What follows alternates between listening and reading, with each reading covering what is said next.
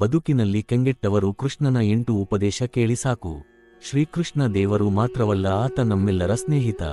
ಕೃಷ್ಣನ ವಚನಾಮೃತಗಳು ನಮಗೆ ಹೇಗೆ ಬದುಕಬೇಕು ಎಂಬ ಹಾದಿಯನ್ನು ತೋರಿಸಿಕೊಡುತ್ತದೆ. ನೀವೇನಾದರೂ ಕೃಷ್ಣನ ಜೀವನ ಪಾಠಗಳನ್ನ ಪಾಲಿಸಿದ್ದೇ ಆದ್ರೆ ಬದುಕು ಖಂಡಿತ ಅರ್ಥಪೂರ್ಣವಾಗಲಿದೆ. ಮುರುಳಿಲೋಲ ನಮ್ಮ ಆಧ್ಯಾತ್ಮಿಕ ಗುರು. ಇಂದಿಗೂ ಕೃಷ್ಣನ ಪ್ರತಿ ಮಾತು ನಮಗೆ ಭಕ್ತಿ ಹಾಗೂ ಧರ್ಮದ ಹಾದಿಯನ್ನು ತೋರಿಸುತ್ತದೆ. ನಮ್ಮ ನಿತ್ಯ ಜೀವನಕ್ಕೆ ಅನುಕೂಲವಾಗುವಂತಹ ಗೋವರ್ಧನಗಿರಿ ವಾಸನ ಕೆಲ ನೀತಿಗಳನ್ನು ನಿಮಗೆ ಒಂದೊಂದಾಗಿ ತಿಳಿಸಿಕೊಟ್ಟೀವಿ. ಕೋಪ ನಿಯಂತ್ರಣದಲ್ಲಿರಲಿ. ಕೃಷ್ಣನ ಪ್ರಕಾರ ಕೋಪ ನಿಯಂತ್ರಣದಲ್ಲಿರಬೇಕಂತೆ.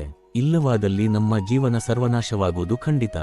ಪರಿಸ್ಥಿತಿ ಯಾವುದೇ ಇರಲಿ, ಆದ್ರೆ ತಾಳ್ಮೆ ಕಳೆದುಕೊಳ್ಳಬಾರದು. ಎಲ್ಲವನ್ನೂ ಶಾಂತಿಯಿಂದ ನಿಭಾಯಿಸಬೇಕು. ಕೋಪದ ಕೈಗೆ ಬುದ್ಧಿ ಕೊಟ್ರೆ ಕೆಡೋದು ನೀವೇ. ಮುಂದೊಂದು ದಿನ ಕೋಪವೇ ನಿಮ್ಮ ಸೋಲಿಗೆ ಮೂಲ ಕಾರಣವಾಗಬಹುದು.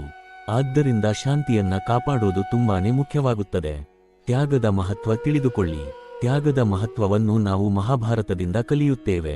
ನೀವೇನಾದ್ರೂ ಜೀವನದಲ್ಲಿ ಯಶಸ್ಸು ಪಡೆಯಬೇಕಂದ್ರೆ ಅನೇಕ ತ್ಯಾಗಗಳನ್ನ ಮಾಡಲೇಬೇಕಾಗುತ್ತದೆ. ತ್ಯಾಗದ ಹೊರತಾಗಿ ಅಭಿವೃದ್ಧಿ ಸಾಧ್ಯವೇ ಇಲ್ಲ.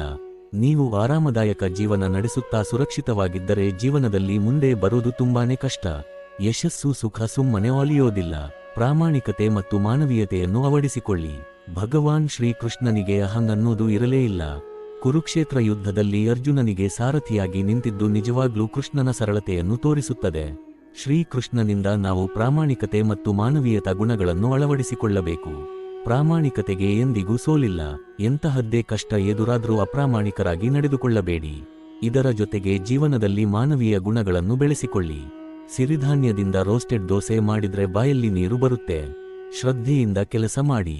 ಶ್ರೀಕೃಷ್ಣನ ವಚನಾಮೃತದಲ್ಲಿ ಕೆಲಸ ಹಾಗೂ ಕರ್ಮದ ಬಗ್ಗೆ ಉಲ್ಲೇಖವಾಗಿದೆ.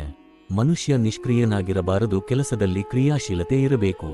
ಕಷ್ಟಪಟ್ಟು ಕೆಲಸ ಮಾಡಿ, ಆದ್ರೆ ಫಲಿತಾಂಶದ ನಿರೀಕ್ಷೆ ಇಟ್ಟುಕೊಳ್ಳಬೇಡಿ. ಫಲಿತಾಂಶದ ಬಗ್ಗೆ ನೀವು ನಿರೀಕ್ಷೆ ಇಟ್ಟುಕೊಂಡರೆ ಬೇಸರಪಟ್ಟುಕೊಳ್ಳೋದು ಖಂಡಿತ.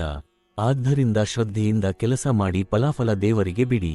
ಪ್ರಾಮಾಣಿಕ ಪ್ರಯತ್ನವಿದ್ದಾಗ ಖಂಡಿತ ದೇವರ ಅನುಗ್ರಹ ಇದ್ದೇ ಇರುತ್ತದೆ. ದೊಡ್ಡ ಚಿಕ್ಕ ಕೆಲಸವೆಂಬ ಭೇದ ಬೇಡ. ಕೆಲಸದಲ್ಲಿ ಯಾವತ್ತೂ ದೊಡ್ಡದು ಚಿಕ್ಕದೆನ್ನುವುದು ಇರೋದಿಲ್ಲ.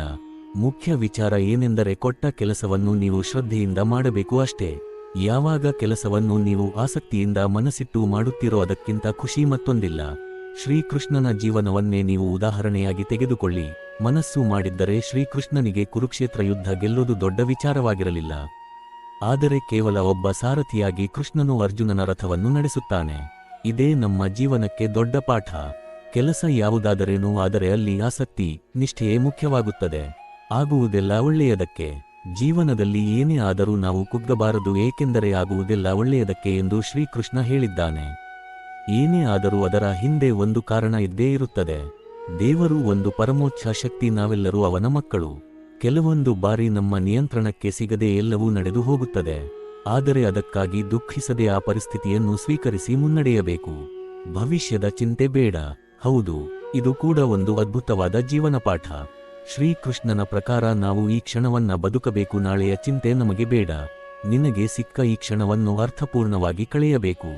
ನಾಳೆ ಏನಾಗುತ್ತೋ ಗೊತ್ತಿಲ್ಲ, ಅದ್ಯಾವುದು ನಮ್ಮ ನಿಯಂತ್ರಣದಲ್ಲಿ ಇಲ್ಲ. ನಿಷ್ಕಲ್ಮಶ ಸ್ನೇಹವಿರಲಿ. ಸ್ನೇಹಿತರಿಗೆ ಉತ್ತಮ ಉದಾಹರಣೆ ಎಂದರೆ ಶ್ರೀಕೃಷ್ಣ ಮತ್ತು ಸುಧಾಮ. ಅವರಿಬ್ಬರ ಮಧ್ಯೆ ಅಂತಸ್ತು ಎಂದಿಗೂ ಅಡ್ಡ ಬಂದಿಲ್ಲ. ಹಾಲಿನಂತಹ ಸ್ನೇಹವನ್ನು ಮಾತ್ರ ನಾವು ಕಾಣಬಹುದು. ಅದೇ ರೀತಿ ಹಣ, ಆಸ್ತಿ, ಅಂತಸ್ತು ನೋಡಿ ಸ್ನೇಹ ಹುಟ್ಟೋದಲ್ಲ. ಸ್ನೇಹಿತನಾದವನು ಪ್ರಾಮಾಣಿಕ ಹಾಗೂ ನಂಬಿಕೆಗೆ ಅರ್ಹನಾಗಿರಬೇಕು. ನಮ್ಮೆಲ್ಲ ಕಷ್ಟ ಸುಖ, ನೋವು ನಲಿವುಗಳನ್ನು ಅವನೊಂದಿಗೆ ಹಂಚಿಕೊಳ್ಳುವಂತಿರಬೇಕು. ಕಷ್ಟ ಕಾಲದಲ್ಲಿ ಒಬ್ಬರಿಗೊಬ್ಬರು ಮಿಡಿಯುವ ನಿಷ್ಕಲ್ಮಶ ಸ್ನೇಹವಾಗಿರಬೇಕು.